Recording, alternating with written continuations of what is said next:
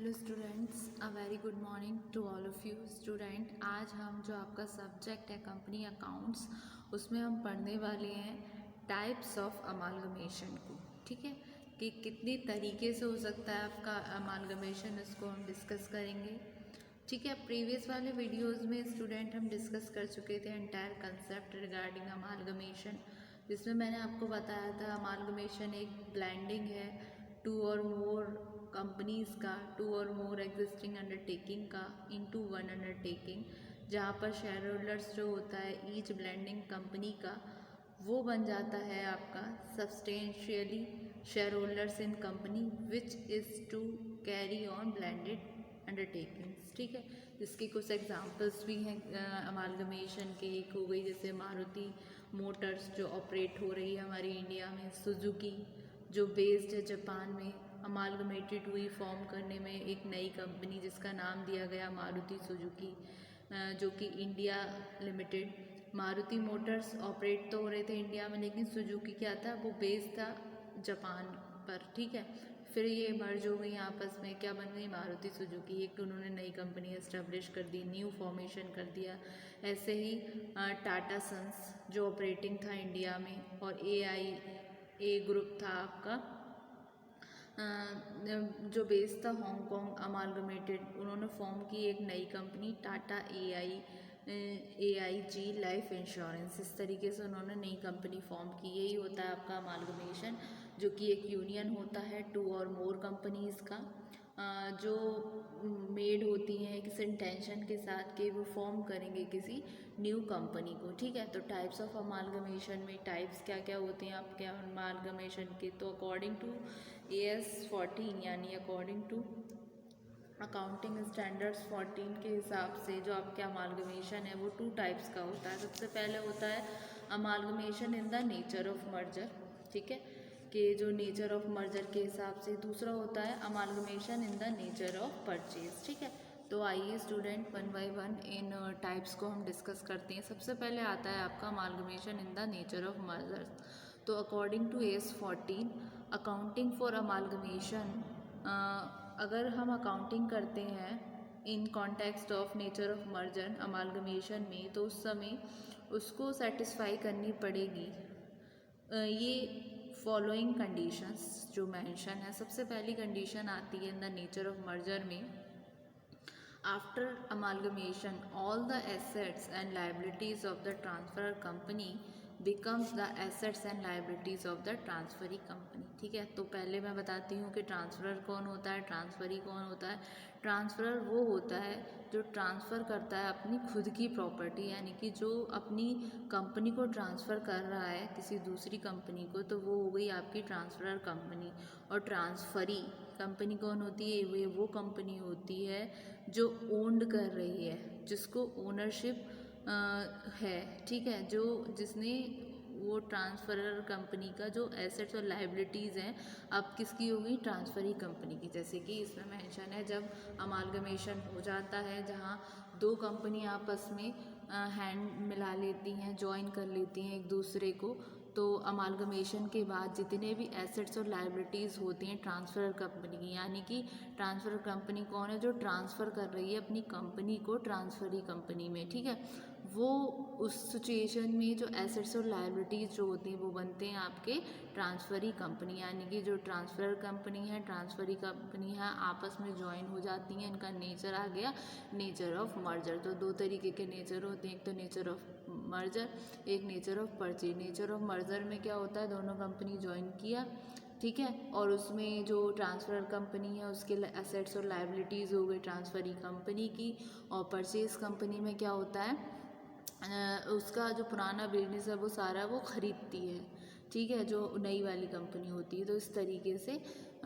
ठीक है, तो फर्स्ट कंडीशन ये हुई। फिर दूसरी इसकी कंडीशन आती है share holders holding not less than 90% of the face values of equity share.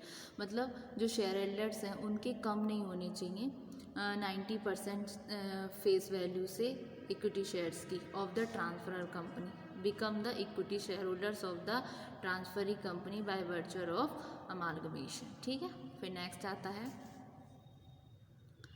The business of the transfer company is intended to be carried on after the amalgamation by the transferee company. जो business जो है transfer company का वो carried होगा चाहे amalgamation हो जाए उसके बाद में भी, ठीक है। जैसे कि यहाँ पर मेंशन है the business of the transfer company is intended to be carried on after the amalgamation by the transferee company, ठीक है। जैसे कि पर्सन ए है और बी कंपनी है। ए कंपनी हो गई आपकी ट्रांसफ़र कंपनी, बी कंपनी हो गई आपकी ट्रांसफरी कंपनी, जहाँ पर बिजनेस जो है ट्रांसफ़र कंपनी का यानी कि ए का वो कैरिड ऑन होगा बी के द्वारा, चाहे अमालगमेशन हो जाए उसके बाद भी, ठीक है।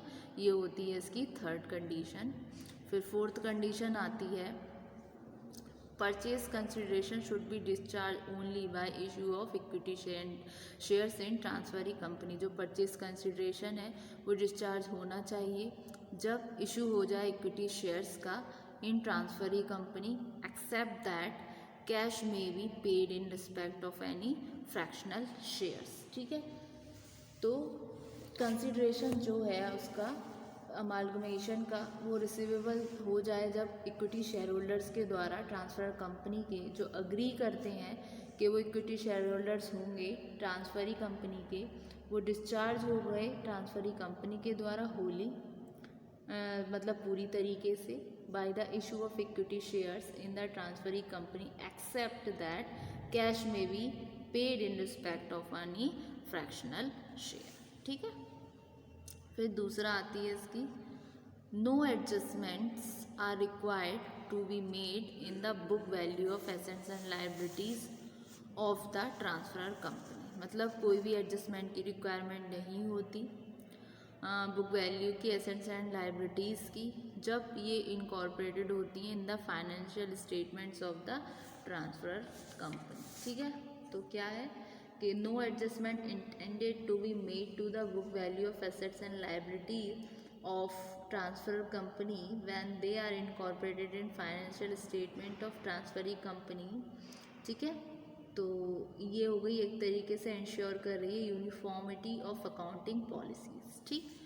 तो ये हुई, फिर ये हुई इसकी टोटल 5 कंडीशंस आपके मर्जर होने के लिए, ठीक है। नेचर ऑफ मर्जर होने के लिए अमालगमेशन में ये सभी कंडीशंस, सभी 5 कंडीशंस को फुलफिल होना बहुत ज़रूरी है, ठीक है। फिर आती है आपकी नेक्स्ट अमालगमेशन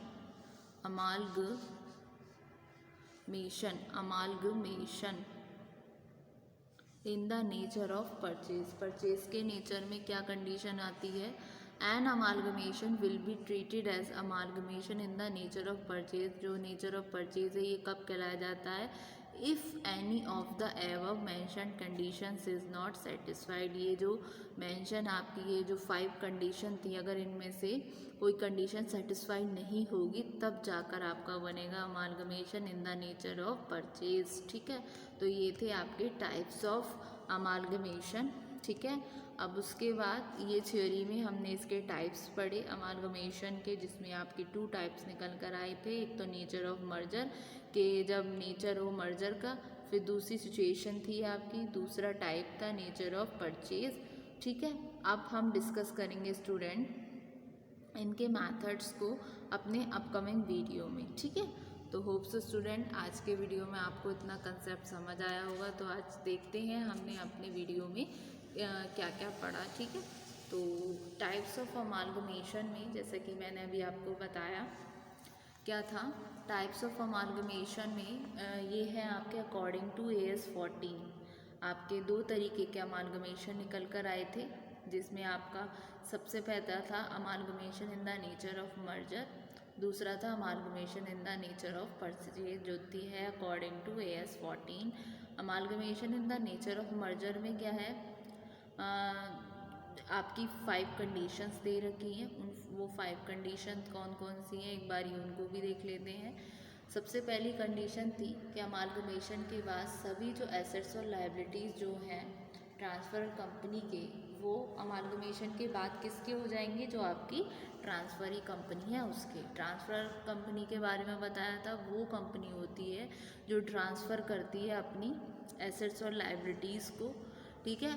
और ट्रांसफ़री कंपनी जो एक्सेप्ट कर रही है, यानी कि ये दोनों कंपनी आपस में ज्वाइन हो गई, मर्ज हो गई, ये इन नेचर ऑफ मर्जर में है, ठीक। फिर दूसरी कंडीशन आती है कि शेयर होल्डर्स जिनके उनके 90% से कम नहीं होनी चाहिए इक्विटी शेयर होल्डर्स की फेस वैल्यू, तभी वो बन सकते हैं equity share holders transferee company के बाय वर्चर ऑफ अमालगमेशन।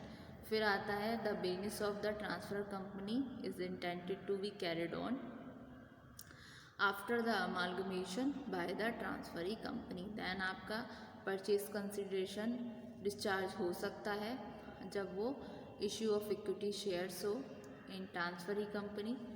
उस केस में, उस एक्सेप्शन में, जब कैश को पेड किया जाए इन respect of any fractional shares, ठीक है। कोई भी एडजस्टमेंट की रिक्वायरमेंट नहीं होती है जब हम book value of assets and liabilities की, जब ये इनकॉर्पोरेटेड हो इन the financial statement of the transferee company, ठीक है। फिर amalgamation in the nature of purchase में क्या है, अमालगमेशन ट्रीटेड होगा जब इनमें से कोई भी कंडीशन सेटिस्फाइड ना हो तो, ठीक है। तो ये था आपका नेचर ऑफ परचेज। तो एक बार हम इसको गो थ्रू करते हैं, इससे आप नोट डाउन करो।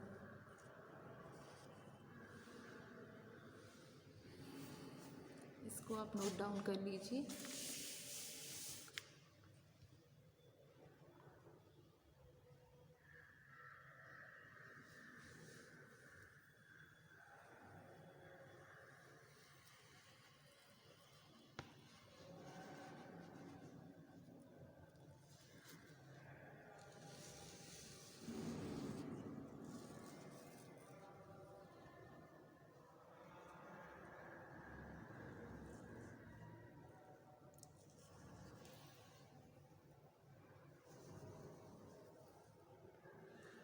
Thank you so much, student.